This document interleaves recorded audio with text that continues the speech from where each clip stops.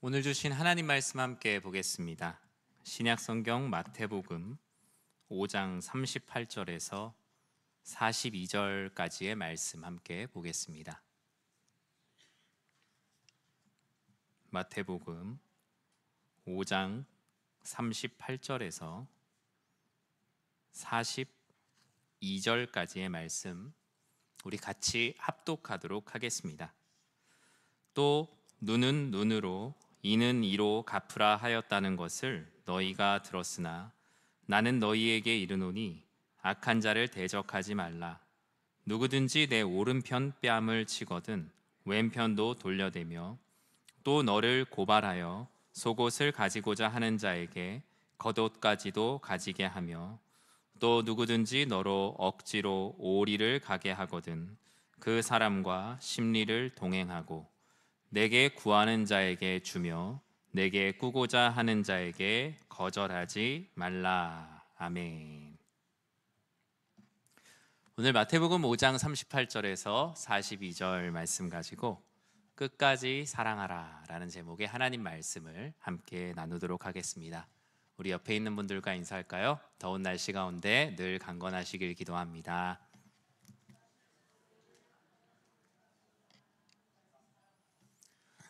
연일 열대야 신기록을 세우고 있다고 합니다. 여러분 밤에 잘 주무시나요? 네, 어떤 분들은 잘 못 주무시는 분이 있으신가 보네요. 너무 더워서 잠을 못 주무시는 분들도 있으시고, 확실히 오늘날 시대가 되게 올빼미 시대가 되긴 했어요.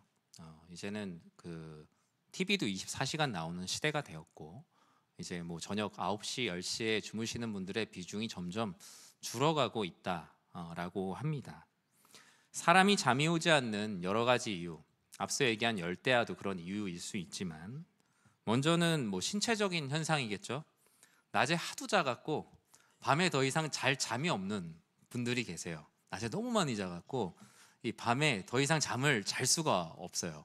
이게 한 번은 흐름을 끊어줘야 되는데 흐름을 끊어주지 못해서 계속 거꾸로 사는 삶이 되죠.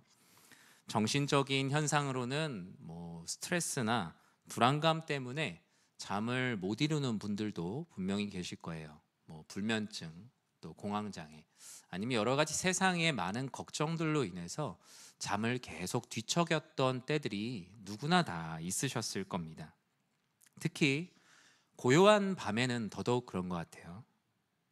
제가 느낄 때 고요한 밤에 특히 사람은 스스로의 벗겨진 생생한 마음을 마주한다 라고 생각을 합니다.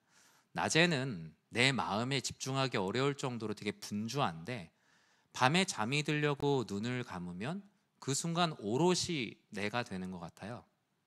나 혼자 나의 마음을 이렇게 마주하는 상태가 되면서 힘들지 않았었는데 힘들었었구나.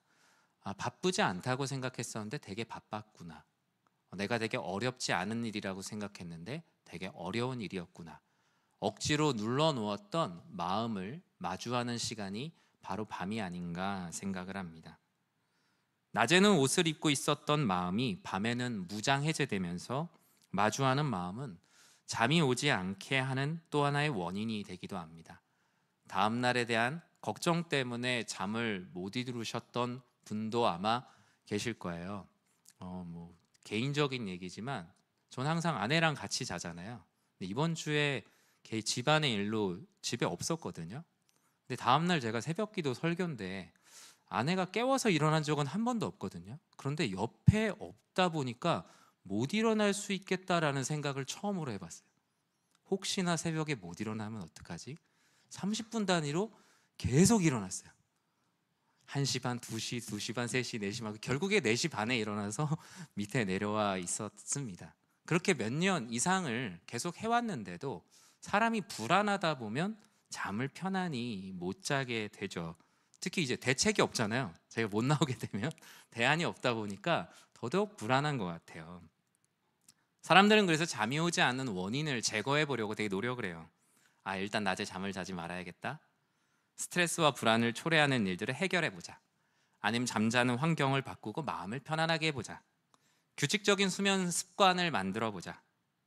그러나 이 모든 것들은 다 격가지고 근본적으로 그 잠이 오지 않는 내 안의 걱정과 불안의 문제를 궁극적으로 해결하지 않으면 사실 잠이 잘 오진 않죠. 문제가 속 시원히 해결돼야 우리는 비로소 평안한 잠을 잘 수가 있습니다. 성경에서 말하는 하나님께서 사랑하시는 자에게 잠을 주신다는 것은 무슨 의미입니까? 하나님께서 사랑하시는 자는 하나님을 사랑하는 자이죠. 하나님을 사랑하는 자를 하나님께서 사랑하십니다. 하나님의 말씀에 순종하고 다른 사람을 사랑하는 사람을 하나님은 더 특별히 사랑하시죠. 그런 사람에게 하나님은 밤에도 걱정하지 않고 평안한 잠을 주신다라고 약속하셨습니다. 그러려면 우리를 잠들지 못하게 하는 여러 가지 문제, 고민의 사슬을 끊어낼 강력한 무언가가 필요합니다. 어설프게 끊으려고 했다가는 더 길게 늘어나는 것을 우리는 볼 수 있게 되는데요. 잠들지 못하는 것과 같이 우리의 마음의 상처를 치유하기 위해서 무엇이 필요할까? 그리고 내 안에 여전히 계속되는 이 반복되는 죄의 사슬을 어떻게 해야 끊을 수 있을까? 가장 큰 계명인 하나님 사랑과 이웃 사랑의 삶을 살기 위해 우리는 무엇을 끊어내야 할까? 우리는 이 마태복음 5장의 말씀을 통해서 함께 나눠보고자 합니다. 이번 주부터 우리는 리딩 바이블 리딩 지어스 마태복음을 읽기 시작했습니다. 구약을 아주 오랜 시간 동안 읽었고, 저도 이렇게 주일에 계속 구약을 오랫동안 이렇게 설교를 해본 적이 없었어요. 그리고 소선지서를 계속 이렇게 설교를 하면 이런 식으로 보통 성경 순서대로 안 하면 되게 오해를 받기도 해요, 교회에서. 왜냐면은 소선지서에 있는 말씀들을 주로 경고와 권면과 회개 이런 말씀들을 주일마다 계속하면 목사님 화가 잔뜩 났나 보다, 뭐 그렇게 오해하는 분들이 있는데, 오해를 받을 일도 없이 성경의 순서대로 설교를 할 수 있어서 참 좋았습니다. 신약성경 마태복음을 읽으며 주일날 하루만 마태복음을 나누기에는 그 안에 있는 말씀들이 많아서 오늘 금요기도에 말씀을 먼저 나누고 싶은데요. 우리가 오늘 읽은 마태복음 5장 그리고 5장이 포함된 5장에서 7장까지의 말씀을 산상수훈이라고 합니다. 산 위에서 내린 교훈이란 뜻이고요. 꼭 예수님께서 실제로 물리적인 산 위에서 말씀하셔서 산상수훈이라고도 하지만 시온산과 같은 하늘로부터 주어지는 말씀이다라고 해서 산상수훈이라고도 합니다. 옛 질서의 잘못된 부분들을 새로운 질서이자 새로운 말씀이신 주님께서 교정하시고 완성하시는 말씀이 이 마태복음 5장에서 7장까지, 그리고 이 말씀을 읽으면 우리에게 예수님이 정말 필요하구나 라는 것을 알게 되는 것이 이 산상수훈의 가장 교훈적인 핵심입니다. 이 산상수훈이라는 말은 어거스틴이 가장 먼저 사용했다라고 해요. 이 산상수훈이라는 단어를. 그전에는 뭐 이걸 산상수훈이라는 말로 쓰진 않았는데, 이제 교회사에 2000년 동안 산상수훈이다, 이 5장에서 7장을 그렇게 된 것은 우리가 알고 있는 어거스틴이 그 이름을 붙였다라고 합니다. 특히 이 산상수훈에 있는 마태복음 5장에서 7장의 말씀은 시간적인 개념을 되게 담고 있어요. 종말론적인 성격이 강하다는 거예요. 지금 내가 너희에게 주는 이 말씀이 나중에 너희가 시간이 되면, 여유가 있으면 그때 지키라는 것이 아니라 오늘부터 당장 오늘밖에 없는 사람처럼 이 말씀을 간절히 지키라는 종말론적 성격이 매우 강합니다. 당장 시작해야 할, 하루라도 빨리 너희들을 올가매고 있는 옛 질서의 사슬을 끊어버리고 새로운 질서로 새로운 삶을 정립하기를 주님께서 원하셨어요. 그래서 천국, 하나님 나라라는 표현이 7번, 8번씩 계속 반복되고 있습니다. 천국을 바라보는 새로운 질서이기에 이 땅을 자기 뜻대로 살아가던 사람들의 습관과는 너무나 달랐어요. 그래서 이 산상수훈의 말씀을 많은 철학자들과 일부 신학자들은 이상적인 말씀이다라고 말했어요. 그 말은 지킬 수가 없다는 거예요. 지킬 수가 없다는 건 알겠지만 지킬 수가 없으니 지키지 않아도 된다라고 생각하는 사람들도 많이 있었어요. 그냥 마치 실제로는 존재하지 않는 너무나 높은 이상향이니 그저 바라만 보아라 라고 생각하는 많은 사람들도 있었습니다. 그럼에도 불구하고 확실한 것은 이 말씀은 천국 백성, 하나님 나라의 백성들이 지켜야 될 말씀임은 분명해요. 먼저 우리 38절 말씀을 같이 한번 읽어보겠습니다. 또 눈은 눈으로 이는 이로 갚으라 하였다는 것을 너희가 들었으나. 아멘. 오늘 본문은 소제목을 보면 보복에 관하여 라고 쓰여져 있습니다. 보복. 그러니까 마태복음 5장에서 6장, 7장 여기에는 당시 종교적인 이슈 그리고 사람들 사이에서 경건이라고 말하는 핵심적인 주제들을 하나하나씩 나열하고 있어요. 그 중에서 보복이라는 시대의 상식이 있었겠죠. 보복을 어떻게 하면 최소한 윤리적으로 어긋나지 않는 보복이며 어느 정도까지 하는 것이 맞다라고 생각하는 시대의 상식이 있었습니다. 그들에게 있어서 옛 율법의 보복은 눈에는 눈, 이에는 이라고 얘기하는 동해보복법, 같은 해로 보복하면 괜찮다라는 동해보복법이 시대의 상식이었어요. 구약성경의 몇 군데를 보면 마치 이런 보복과 복수를 합리화하고 조장하는 것처럼 보이는 말씀들이 있어요. 대표적으로 출애굽기 21장 24절과 25절을 보면 이렇게 쓰여져 있거든요. 눈은 눈으로, 이는 이로, 손은 손으로, 발은 발로, 된 것은 된 것으로, 상하게 한 것은 상함으로, 때린 것은 때림으로 갚을지니라. 여러분은 이 말씀을 읽으면 어떤 마음이 드십니까? 내가 눈을 맞았으니까 눈을 때려야겠다. 된 것은 된 것으로, 상함은 상함으로 갚으면 되는구나 라고 생각하실 수도 있지만, 이 말씀은 복수를 합리화하는 것이 아니라 복수의 마지노선을 그려주고 있습니다. 눈은 눈을 넘지 말아라. 손은 손을 넘지 말며 때린 것은 때림을 넘지 말아라. 복수의 끝없는 악순환을 막기 위한 도피성과 같은 말씀이 바로 이 말씀입니다. 그런데 이 말씀의 본 의미가 예수님이 오셨던 그 시대에 전혀 남아있지 않았어요. 눈은 눈까지 해도 되는 것처럼, 때린 건 때려도 되는 것처럼, 오히려 그 안에서 끝내면 의로운 사람이 되었고 하나님의 말씀을 잘 지키는 사람이 되어 있었어요.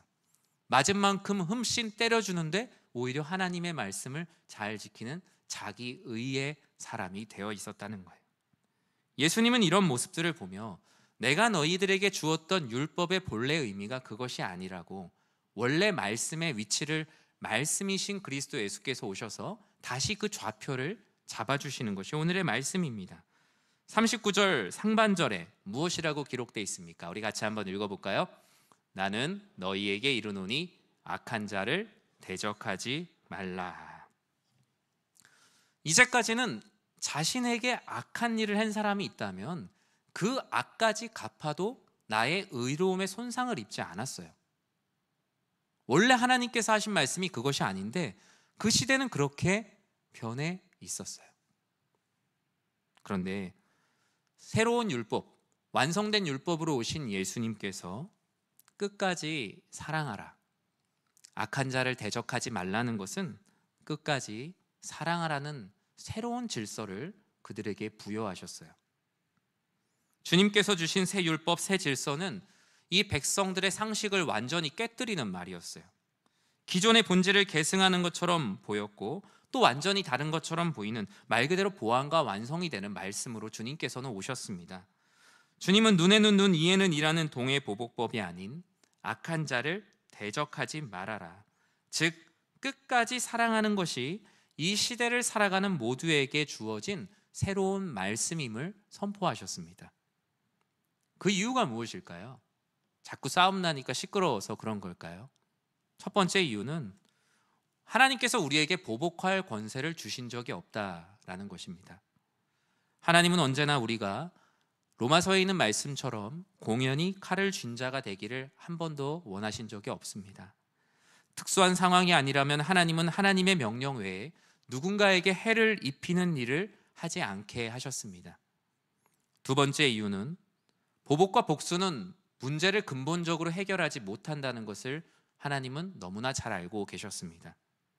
오직 사랑만이 이 보복에 끊어지지 않는 사슬을 끊을 수 있는, 끊어지지 않는 사랑만이 모든 죄악의 사슬을 끊을 수 있는 사랑임을 주님께서 말씀하셨어요. 주님도 바로 그런 모습으로 오셨고요. 주님은 어떻게 해야 끝까지 사랑하는 것인지 오늘 본문에 우리가 아주 잘 알고 있는 네 가지 상황을 말씀해 주고 있어요. 첫 번째 상황을 한번 볼까요?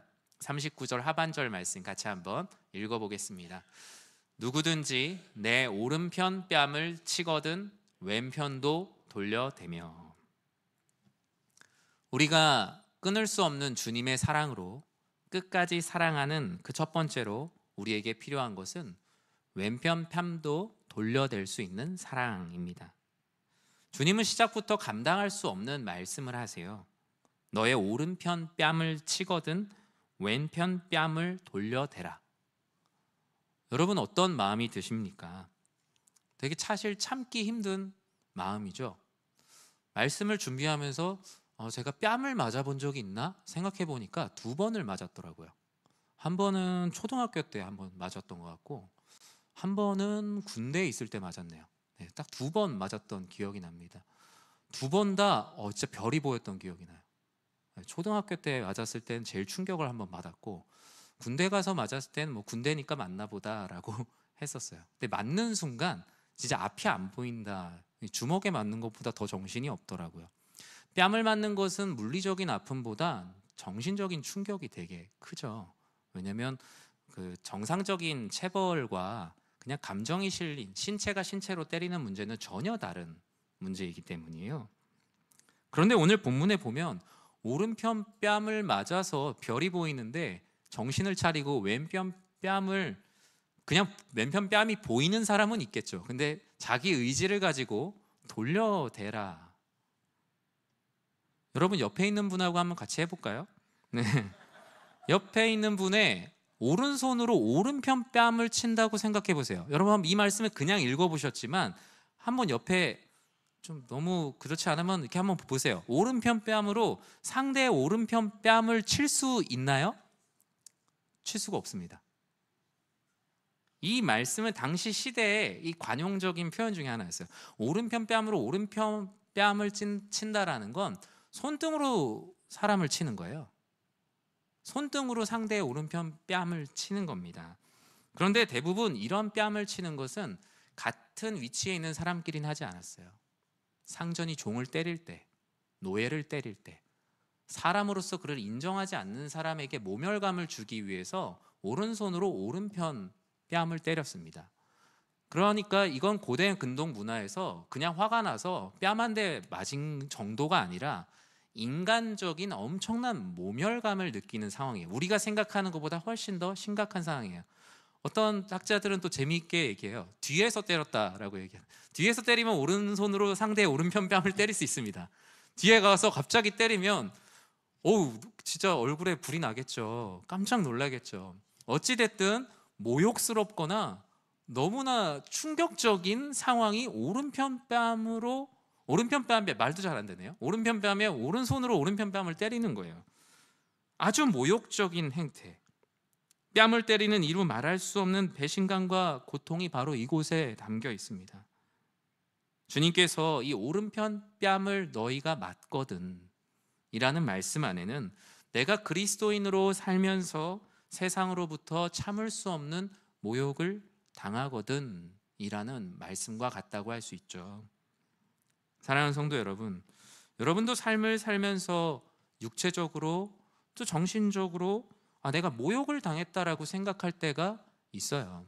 특히 내가 믿었던 사람에게 모욕을 당하거나 사랑하는 사람에게 듣지 말아야 될 말을 들었을 때는 정말 별이 보일 정도로 크게 뺨을 맞은 것 같이 몸과 마음이 많이 아플 겁니다. 주님께서는 바로 그때 우리들에게 말씀하십니다. 왼편 뺨도 돌려댈 수 있는 끝까지 사랑하는 마음. 우리 주변에 있는 싸움과 분쟁을 한번 이렇게 보세요. 결국 그 싸움과 분쟁이 멈추는 것은 더 큰 힘이 나타나서가 아니라 용서와 화해와 관용으로 그 싸움의 불이 꺼집니다. 서로를 더 치려고 하는 복수심은요, 더 큰 아픔을 낳을 뿐이에요. 얼마 전에 한 어린이 소설을 읽었어요. 어린이 소설에 보는데 3명의 친구들이 되게 친한데 서로 손목 때리기 장난을 하는 장면이 소설에 나오더라고요. 그런데 한 친구가 계속 맞으니까 좀 속상했는지 조금 감정을 실어서 세게 때렸어요. 그러니까 맞은 친구가 알아요. 내가 그 다음 친구를 때릴 때 거기다가 조금 더 더해서 때려요. 세 명에서 계속 돌면서 때리다 보니까 나중에는 손목이 남아나지 않을 정도로 세게 때리다가 마지막에 서로 엄청나게 크게 웁니다. 여자아이들 셋이서 엄청나게 크게 울고 아이들이 화장실에 가서 울면서 우리 다시는 이러지 말자 라는 얘기를, 이렇게 어린이 소설인데 되게 이렇게 감동을 받았어요.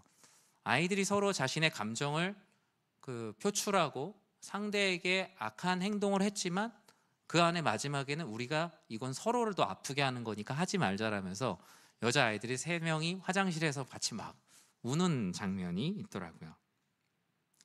이 전쟁보다 더 무서운 게임을 멈추게 한 것은 더 세게 때려갖고 누가 죽어나가서 이 게임이 끝난 것이 아니에요.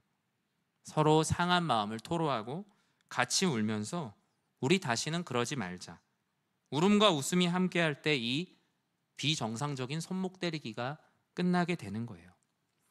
오늘 본문에선 두 번째로 이런 상황을 말합니다. 40절 말씀 같이 한번 볼까요?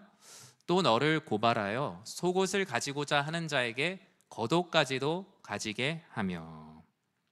끝까지 사랑하는 두 번째 사랑은 겉옷도 내어주는 사랑이라고 주님께서 말씀하십니다. 구약 성경을 읽어보면 겉옷이 얼마나 중요한지 알 수 있습니다. 겉옷을 보증물로 전당 잡거나 압류를 했다고 해도 해가 지기 전에는 꼭 돌려줘야 되는 물품 중 하나가 겉옷이었어요. 집이 없는 사람들도 그 겉옷을 가지고 텐트를 쳐서 살기도 했고, 겉옷은 지금 우리가 생각하는 이런 옷이라기보단 목 뚫려 있고 팔 뚫려 있고 몸통 뚫려 있는 큰 망토 같다고 생각을 하시면 돼요. 예수님 당시 겉옷은 외투보다 더 외투 같은 옷이었고, 속옷은 우리가 생각하는 지금의 그런 속옷하고 다른 거예요. 그 속옷은 우리가 생각하는 좀 평상복하고 같아요. 얇은 평상복, 그것만 입어도 되는, 겉옷에 비해 상대적으로 속에 있다는 것이지 오늘날의 속옷하고는 아예 다른 옷입니다. 누가 너를 고발하여 너의 속옷, 너의 평상복을 가지고자 한다면 생에 가장 필요하다고 할 수 있는 생필품인 겉옷까지도 내어줄 수 있는 것이 바로 끝까지 사랑하는 것이다. 그래야만 그들은 말씀대로 사는 것이다 라고 말해요. 40절은 고발이라는 단어가 나와요. 고발. 또 너를 고발하여 속옷을 가지고자 하는 자. 고발은 또 다른 고발로 해결되는 것이 아니라 끝까지 사랑하는 것에 있다라고 하나님께서 말씀하시는 거예요. 고발을 고발로 끊어지지 않으니 고발이 끊어지도록 그가 가지려고 하는 것보다 더 내어주는 삶. 이 말씀은 문자 그대로 하라는 것보다는 항상 한 걸음 더 앞에 있는 사랑이 끝까지 사랑하는 시작이라고 말씀하고 있어요. 여러분, 당장 겉옷을 벗어주지 않아서 죄책감을 가지라고 이 말씀을 하는 것이 결코 아니에요. 말씀의 결론에서 제가 말하겠지만, 저희 큰애 삼촌이 목사님이시면서 선교사님으로 나가 계세요. 선교사님으로 25년 이상 이제 해외에서 쭉 선교지, 정말 지하 교회에서 이렇게 열심히 사역을 하셨어요. 삼촌은 제가 어릴 때 볼 때에도 그냥 진짜 목사님이었어요. 그런데 좀 답답한 목사님이었어요. 제가 느낄 때 숙모가 열심히 일해서 겨울에 되게 비싼 그 외투를 사줬거든요. 근데 저녁에, 저 아직도 기억나는데, 제가 어릴 때 초등학교 때였는데 그걸 지하철에 그 구걸하는 분한테 벗어주고 온 거예요. 네, 숙모랑 삼촌이 이 설교를 듣지 않으시니까 네, 엄청나게 싸우셨던 기억이 납니다. 네, 누가 그걸 모르냐, 왜 나만 나쁜 사람 만드냐. 말씀에서 얘기하는 건 당장 겉옷을 안 벗어주는 사람들을 정죄함이 아니라 항상 한 걸음 더 나아가는 사랑이 끝까지 사랑하는 것의 첫 시작이라는 의미에서 말하고 있는 것이죠. 주님은 세상의 기준 도덕적 잣대보다 항상 앞에 있는 하나님 사랑으로 이웃을 사랑할 것을 권면하십니다. 앞서 말씀드린 왼뺨을 내어주는 사랑, 겉옷을 내어주는 사랑을 통해 주님께서 결국 원하시는 것은, 주님은 우리가 신의 성품, 즉 하나님의 성품에 직간접적으로 참여하기를 원하시는 거예요. 하나님은 그렇게 하시잖아요. 근데 우리의 그 작은 믿음에서 오는 행동을 통하여서 하나님은 이런 분이시구나라는 것을 간접적으로 경험하도록 왼뺨도 돌려대보게 하시고 겉옷도 내어줘 보게 하시고 내 생활이 어렵지만 나보다 어려운 사람들을 돕게 하심을 통해서 신의 성품, 즉 하나님의 우리와 공유하시는 그 성품을 함께 누리고자 하시는 하나님의 사랑이 바로 이곳에 담겨 있는 겁니다. 세 번째로 41절에 보면 이런 사랑을 말하고 있어요. 같이 한번 읽어볼까요? 또 누구든지 너로 억지로 오리를 가게 하거든 그 사람과 심리를 동행하고. 끝까지 사랑하는 오늘 본문에 나오는 그 세 번째는 억지 강요를 하는 이 세상의 억지 강요와 오히려 동행까지 해줄 수 있는 사랑, 이 역시 한 발 더 앞서는 사랑입니다. 이 말씀은 무엇입니까? 당대의 공권력을 말합니다. 공권력. 당시 로마 군인의 법에는 길 안내자나 물건을 운반하는 사람을 강제로 차출해서 동행하게 하는 강제법이 있었어요. 그러니까 군인들이 무슨 물건을 나른다거나 아니면 어떤 일을 할 때 지나가는 그 역할을 하는 사람이 아니더라도 임의로 강제로 동행하게 할 수 있는 법이 있었다고요. 여기서 억지로 가게 하다라는 이 단어의 뜻이 징발하다라는 의미거든요. 실제로 로마 군인들은 민간인들을 강제로 징발해서 군수 물자를 옮기는 일들을 참 많이 했습니다. 그 거리가 강제할 수 있는 거리가 1마일 정도 됐다고 해요. 그러니까 우리나라 성경에서 오리라고 번역을 한 거죠. 대표적인 예가 어떤 사람입니까? 예수님께서 십자가를 처형 장소까지 갈 때 그것을 운반하도록 시킴을 받은 구레네 사람 시몬이 바로 이 법에 해당하는 일을 했습니다. 그런데 주님은 이렇게 내 자유를 침범당하고 강요를 당할 때 바로 그때가 그 사람을 위해서 끝까지 사랑할 수 있는 기회라고 말씀하세요. 오리를 강요당하거든 자유로 심리를 동행해 줄 수 있는 사랑이 끝까지 사랑할 수 있는 사랑의 첫 걸음이라고, 그리고 그 안에 하나님의 성품에 참여하는 사랑이 있다라고 말해요. 네 번째는 또 뭐라고 말합니까? 우리 42절 말씀 같이 한번 읽어볼까요? 내게 구하는 자에게 주며 내게 꾸고자 하는 자에게 거절하지 말라. 끝까지 사랑하라는 그 네 가지 예 중 마지막은 거절하지 않는 사랑입니다. 예수님은 무엇을 줘야 될지 정확하게 말씀하진 않으셨어요. 그러나 구하는 자, 꾸고자 하는 자의 간절함을 거절하지 않는 것이야말로 끝까지 사랑하는 첫 걸음이라고 말씀하세요. 그동안 그들에게 사랑은 사랑하지 않는 것이 아니라면 사랑하는 것이다 라는 이상한 등식이 그 시대 가운데 있었어요. 내가 누군가를 미워하지 않고만 있다면 나는 사랑하고 있는 것이다 라는 이상한 등식이 그 시대를 덮고 있었어요. 사랑하는 성도 여러분, 끝까지 사랑하는 것은 작은 사랑을 거절하지 않는 것으로부터 시작합니다. 사도 바울은 원수가 줄이면 먹이고 목마르거든 마시게 하라라고 말하였죠. 주님은 늘 목마른 죄인들과 함께 하셨고 그들의 목마른 영혼의 요구를 거절하지 않으셨어요. 말씀을 맺습니다. 오늘 말씀을 들으며 여러분 어떤 생각을 하셨습니까? 내가 왼편 뺨도 돌려대야지, 겉옷도 벗어줘야지, 돈 빌려달라 그러면 빌려줘야지, 거절하지 말아야지.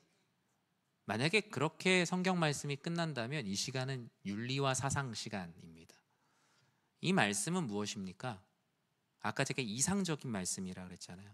이 말씀의 높이와 장엄함 앞에 나는 너무나 연약한 사람이라는 것을 깨닫는 것이 이 산상수훈의 핵심입니다. 나에게는 예수 그리스도가 필요하구나.